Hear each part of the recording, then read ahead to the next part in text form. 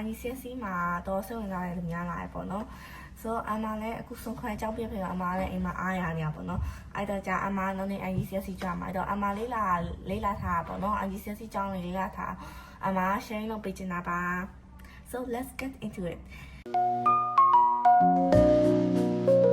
IGCSE ဆိုတာပေါ့နော်ဒီအသက်14နဲ့16အတွင်းမှာလူတော်များ join ကြနိုင်ငံကားပေါ့နော် like international journal certificate တခုဖြစ်ပါတယ်ပြီးတော့ကြာ IGCSE နဲ့ GCSE နဲ့မေးကြပေါ့နော်ဘာကွာလဲဆိုတော့ဘာမှမကွာပါဘူးပေါ့နော်တကယ်တော့တူပါပဲဒါပေမဲ့ GCSE ကတော့အဲ့လို UK မှာပဲ join လို့ရတယ် IGCSE ကတော့အဲ့လိုတခြားနိုင်ငံတွေမှာ join လို့ရတဲ့ international journal certificate တခုပေါ့နော်so O level ကအများစုက14ကနေ16အတွင်း join ကြတာပေါ့နော်အဲ့လိုမျိုးဆို grade အနေနဲ့ပြောမယ်ဆိုရင်တော့ grade 10ပေါ့နော် grade 10မှာအများဆုံး join ကြရတယ်သူက year 10 level လောက်မှာအတော်အများစု join ကြရပါတော့ပြောရမယ်ဆိုတော့ level တစ်ခုအနေနဲ့သူက A level ကိုကြိုးပြီးတော့ကြာပြင်ဆင်တဲ့ level တစ်ခုအနေနဲ့လို့ပြောလို့ရတယ်ပေါ့နော် grading ကတော့သူက A star to E ပဲပေါ့နော်ဒါအများဆုံး grading ကတော့ A star to E ပါပဲဒါတော့တချို့တလည်းပြောနေကြတယ်လို့မယ်လို့မထင်ဘူးနော်ဘာလို့လဲ grading ကတော့အများ A star to E ပဲဆိုတော့ကြာတော့လေကိုတချို့ကတော့လို့နော် O level ပြီးသွားပြီဆိုတော့တချို့ဒီ S နဲ့ A level ကိုဆက်ပြောကြအောင်မ join ကြအောင်ပဲနဲ့တော့အဲ့လိုမျိုးဒီ university ကိုတက်ပြောကြ join ကြရှိပေါ့နော်အမအောင် A level ဒီဆက်ပြောကြ join ဖို့ suggest လုပ်ချင်တာပေါ့နော်ဘာလို့ဆိုကြကိုတော့ university join ဖို့ကိုဆက်ကူရှိရဆိုတော့တော့အများစုကလည်းဒီတော့ university အများစုကလည်းIGCSE A level grade ကိုယူကြပါပေါ့နော်အဲ့လိုမျိုးဆိုတော့ကြာအမအောင် A level ထိဆက်တဲ့ဖို့ suggest လုပ်ချင်တာပါပြောကြရလဲပေါ့နော်ဒီတော့ university တော့များ IGCSE A level grade တွေကိုတော့ SAT အနေနဲ့လည်းယူကြအများကြီးပေါ့နော်အဲ့လိုမျိုးဆိုတော့ကြာအမအောင် A level ထိဆက်တဲ့ဖို့အတွက်အမ suggest လုပ်ချင်တာဖြစ်ပါတယ် X level သူက A level တော့ပေါ့နော်ပြောရမယ်ဆိုတော့ year 12လောက်မှာ join ကြyear 12လောက်မှာ join ကြအများပေါ့နော်အဲ့တော့ A level ပထမနေ့ပေါ့နော်အဲ့လိုဆိုကြ year 12တက်လည်းဝင်လာပြီအဲ့လိုဆိုကြတော့ senior နဲ့ဖြစ်သွားပြီဆိုကြတော့အဓိက deep focus လုပ်မှာတော့3 or 4 subjects ပဲပေါ့နော်အရင်လိုလဲ subjects တွေအများယူစရာမလိုဘူးပေါ့နော်အလုံးဝဒီ focus ကို3 or 4 subjects ကိုပဲကိုအဓိက focus ထားပြီးလုပ်မှာဖြစ်ပါတယ်ခုနကပြောတော့ grading အောင် A star to E so A level IGCSE ရဲ့နောက်ဆုံးလေးပေါ့နော်ပြောမယ်ဆိုတော့ senior အတက်ရဲ့နောက်ဆုံးလေးဖြစ်ပြီးတော့ကြာဒါတော့ university ကို join ဖို့အတွက်ပထမဆုံး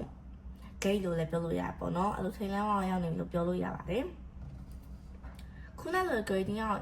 A star to E ပေါ့နော်အမရောဒီမှာလည်းအဲ့လိုပဲခုနလိုပဲအဓိက like 3 or 4 subjects ကိုပဲ quality focus လုပ်ပြီးတော့ကြာတော့စူးစမ်းမှာဖြစ်ပါတယ်so ကျောင်းတော်များပေါ့နော် IGCSE ကို 5 subjects ကနေပြီးတော့14 subjects တီယူခွင့်ပေးရပေါ့နော်ဒါမဲ့ core subjects ကအားလုံးသိချင်တာ English Science Math ပေါ့နော်မဖြစ်မနေယူရမှာပေါ့နော်အမော core subjects ဆိုတဲ့အတိုင်းမဖြစ်မနေI don't go ယူရမှာပါတယ် UK University တော့များတော့5 subjects နဲ့5 subjects at the grade ကိုသူကကြည့်ကြပါပေါ့နော်ဒါမဲ့ US University ကတော့သူကတခုချင်းရဲ့ grade ကိုလိုက်မကြည့်ပဲနဲ့ overall GPA ကိုပဲပို့ပြီးကြည့်ကြရပါတော့အဲ့တော့ IGCSE ဖြေသွားမယ်ဆိုတော့ဘယ်လိုပဲ grade တွေကိုလည်းကြည့်ရတဲ့အတွက် Quad University မှာ quest certificate တခုအနေနဲ့ပြလို့ရတဲ့အတွက်အကောင်းဆုံးပေါ့နော်ဒီမှာဆိုလဲ Cambridge မှာ A highest A B C D E F G U ဆိုပြောကြရှိရပါတော့ level မှာဆိုတော့9 to 1 scale ပေါ့နော်9အောင် highest ပေါ့A7 so A star A ပေါ့နော်654 BC